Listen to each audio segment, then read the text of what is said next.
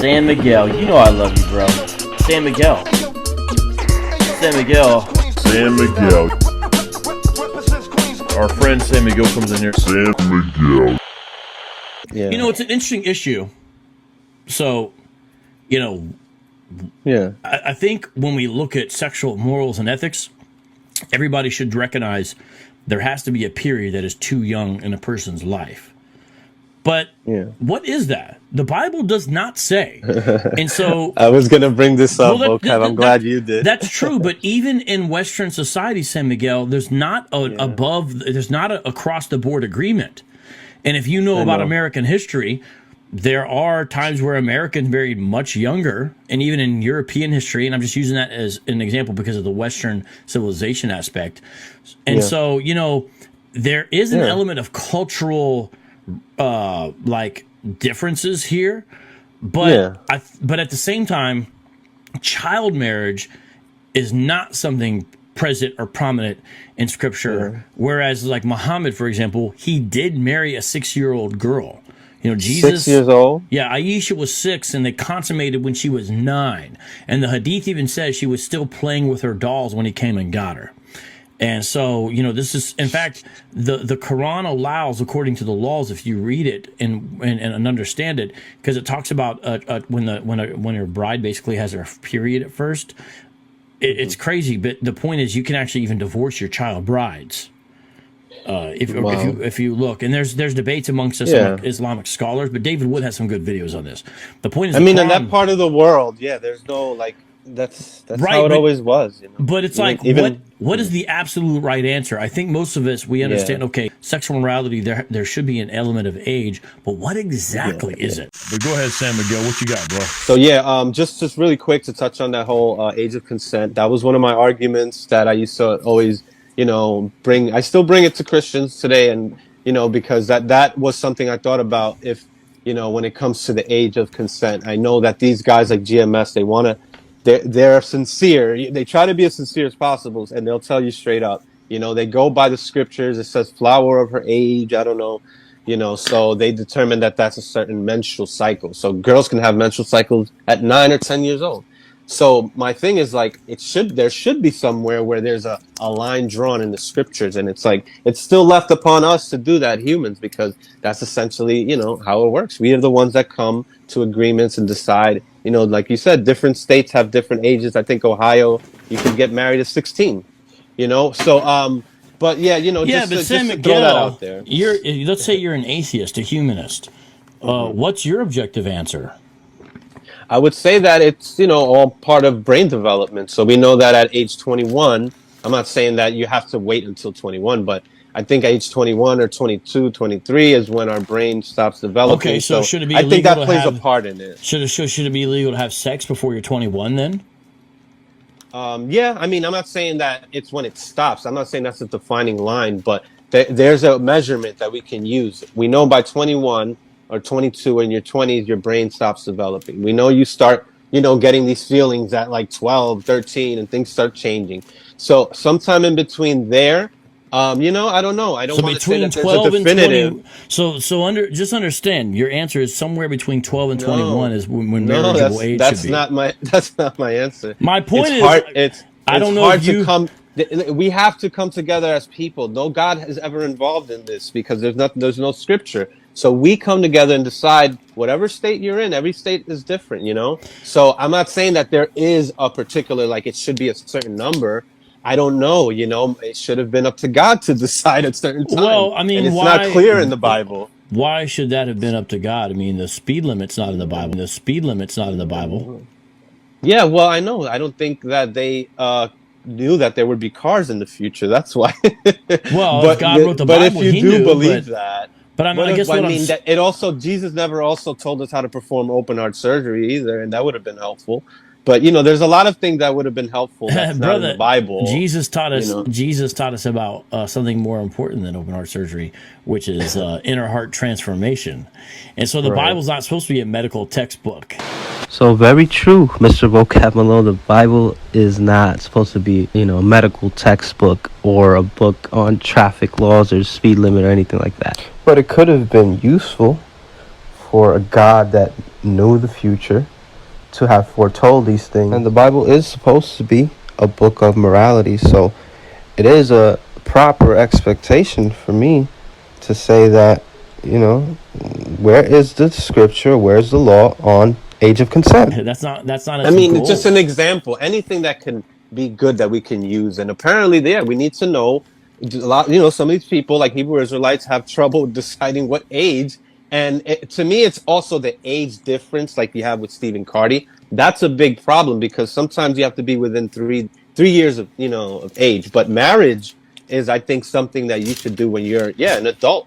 I don't think, anybody that's 12 or 13, but yeah, what age do we decide? We have to leave it up to, a group of politicians to decide that. It's different with different states. Like I said, some states are 16 years old, and I don't know, man. I don't have the answer for what age is the exact age. I wish I did, but no, I'm not saying it's at when they have their menstrual cycle either.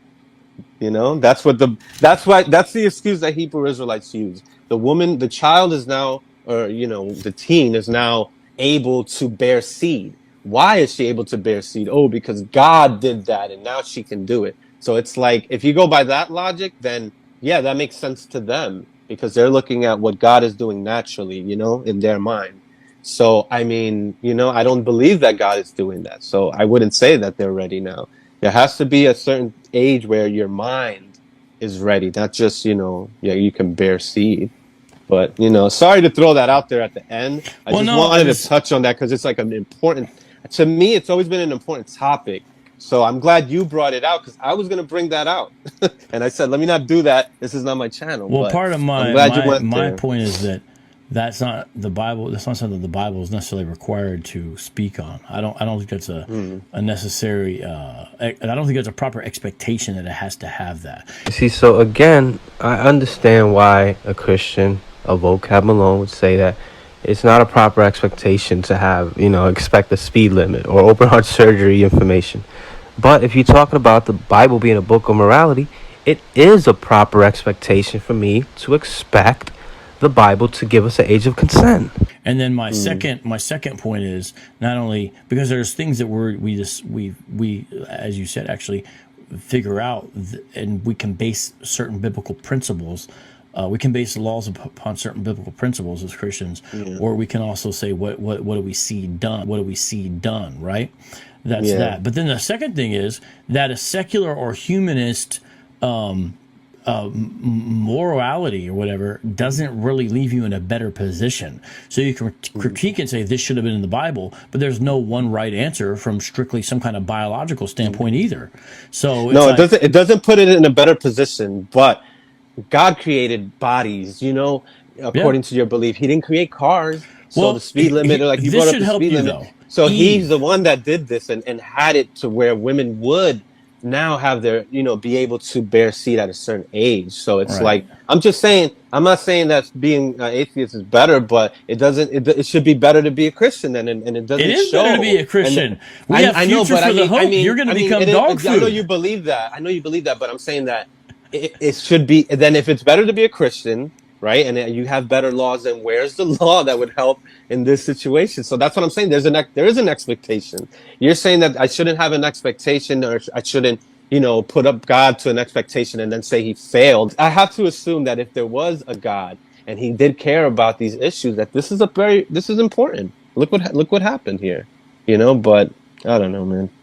I don't want to get into it with you, Vocab. I actually did want to get into it, Vocab Malone. I've been wanting to do that for a while, ever since our first interview. But here's a little snippet of our first talk. It was probably a good thing that we had some type of morality that you can always point to. That was probably a good thing for us at the time, and we grew from that.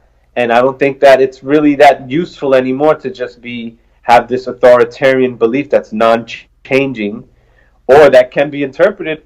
The Bible can be interpreted either way anyways, so you can't avoid that, it seems, Vocab. You can't really avoid that people are going to put their own belief into, you know, how they rationalize, but somebody has to be the judges. Somebody has to make the decisions, you know, so. Well, yeah, I mean, but I have a worldview in which there is a judge who does make those decisions. And again, I know you don't hold to it, but here's why. Let me just tell you this. Here's why it's attractive within a worldview to have God as that central component to the worldview, because it acts as a stopping ground to these questions. So morality, I don't think you think, based on what you're saying, can stop with you, because the qualifications just simply aren't there. Same thing with me. I'm not omniscient. I don't know all things, so I could make a mistake in how I see something, right? I'm not all loving. I don't have the proper characteristics to be a totally righteous judge. No human does. So all these qualifications of a perfect judge and someone whom the foundation of morality could rest upon, no human will meet those or match those. The other thing is, no human is even humans are fluid. So, you know, you'll meet a guy, you see sometimes a video on the internet, and the guy will say, you know, I used to be in the KKK, but now I disagree with that, and I've come out, and, you know, here's my new best friend, you know, and here he is, and he helped me come out of the KKK or something like that. Well, that guy's morality, his scope of what he thought was right and wrong, adjusted and changed. And all of ours has had these, you know, times where we adjust and change. And that's why God as a foundation of us is very attractive within a worldview. See, having God as a foundation doesn't help with trying to figure out what the age of consent should be. And it's actually good that it has changed throughout the years here in this very country, even though there's different states that have different ages for the cutoff. Now, not everybody also is going to mature at the same rate, at the same speed, and at the same age. So even that is flawed, you know? So having an unchanging belief on that wouldn't help. Because back in the day, they did marry young, and they did believe that at 12 years old, these Hebrew Israelites, whether men or women, believe that 12 years old is the cutoff age where now you're no longer a child, and from here on out, you are responsible for keeping the law. That's why there's something called a bar mitzvah, which we used to call in the ICGJC a ban matazawath, which means son of the commandments. So you have a story of Jesus Christ during the time of the Passover when he was 12. What did he do at 12 years old? He went to preach and start his ministry. He had to be about his father's business from now on. And he responded to his mother and said, don't you know this is what I have to do? Like, I'm surprised that, you know, he almost was shocked that his mother was coming at him when you know that 12 years old, this is it. I'm a man now, mommy. Son, why hast thou thus dealt with us? Behold, thy father and I have sought thee sorrowing. How is it that you sought me? Wist ye not that I must be about my father's business? Well, you got me started all late. It's I don't mind, but I think when when you look into the issue, the other thing is the King James Version is problematic here. And that's why if you look at almost any other translation, this phrase that they misunderstand about, in the KJV it says, if she passed the flower of her age, that's not in other translations. And so I don't even think they're not understanding it properly. It could be just a misinterpretation, because like Hebrew Israelites, they all have their private interpretations of stuff, and I realized I have to go back and learn the Bible the right way before I decided like I don't believe it. I actually went into what Christians believe. I listen to you, Vocab, you know, so I understand the arguments. I try to relate, and I still have my belief. But yeah, what you were touching on there with the flower of her age, they also use another scripture that says, it talks about the flowers, if the flowers be upon him, and this is all KJV stuff too. So that's why they say that. Oh, that's literally talking about the menstrual, it's blood. Flowers be upon has to be something physical, because another rebuttal to that is the flower of her age just means maturity. Yeah, that's so what it's like I believe that is what it means. And that's it's not that she's had her first period. The Bible knows how to talk about periods because it's in the Old Testament law. So this phrase that's in English, "past the flower of a youth," is I don't think there's any evidence at all. Especially if you look at other translations, that's why they don't like the ESV, the 1 Corinthians 7:36. If anyone thinks that he is not behaving properly towards his betrothed, if his passions are strong, and it has to be, let him do as he wishes. Let them marry. It is not sin. That's what it says. In the King James Version, it says, "But if any man think that he behaveth himself uncomely toward his virgin, if she pass the flower of her age, and need so require, let him do what he will. He sinneth not, let them marry." To be frank with you, the KJV translation is inferior there because it's a little confusing. So like the Berean translated is at, "She is beyond her youth, and they ought to marry." So the question, it has something to do perhaps with the age, but the question is, it's talking about her being older or mature. But the idea of her first period, I don't think that's in there at all. The Bible knows how to talk about periods. It could say that if it wanted to. But it's just like an excuse for them to justify super young marriage. They'll say, "Oh, well, the Hebrews married younger." We don't know exactly the ages of people getting married. But in societies where people live shorter ages, younger marriage, especially on the female side, was somewhat of a common thing, even in American history. But, these guys justifying it almost with 9 or 10-year-olds is troubling to say the least, especially to want to desire it. It's hard to even imagine. San Miguel TV. At that time, a lot of Christians really didn't know how to deal with Hebrew Israelites. There you go. Yeah. Our indoctrination, our brainwashing and stuff, if you could say that, that we went through, we felt that we had all the answers. And we would bring out scriptures and stuff that the church don't speak about. So sometimes it would catch even the ministers, like the leaders of the church. It would catch them off guard. Definitely. They're questions that they never had to answer. And they never taught in their church. So it would look like we're winning because they wouldn't be able to answer it.